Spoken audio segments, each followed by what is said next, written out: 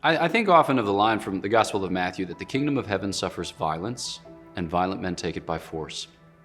And I think that sometimes we get in the habit of just conceding the terms of our life as they are at present. And by that I mean, like, maybe the guys listening to this, you moved into college your freshman year and you just bunked your beds because that's what you thought you did with this configuration of a dorm room.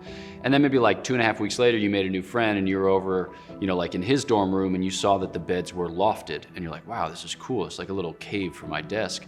But then you got back to your room and you thought about the effort that would be entailed by lofting your beds, like kind of moving away from the current configuration to the new configuration.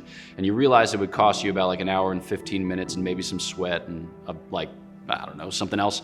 And you just said, nah, I'll just leave it as is. I think that a lot of us have that disposition with respect to our moral lives. We recognize that if it's going to change, it's probably going to take some work. And we say, yeah, I'm fine with a bunked bed. Here's the thing, you're not fine with a bunked bed. You want a lofted bed. So too, you're not fine with the current configuration of your work. You want a better configuration of your work. You want a more Christian configuration of your work.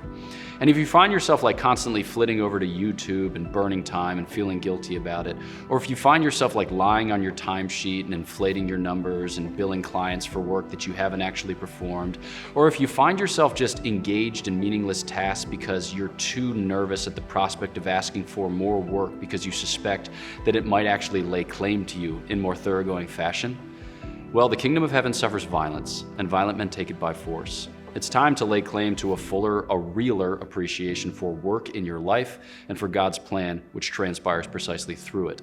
So ask God for the grace, and then consent and cooperate and see what comes.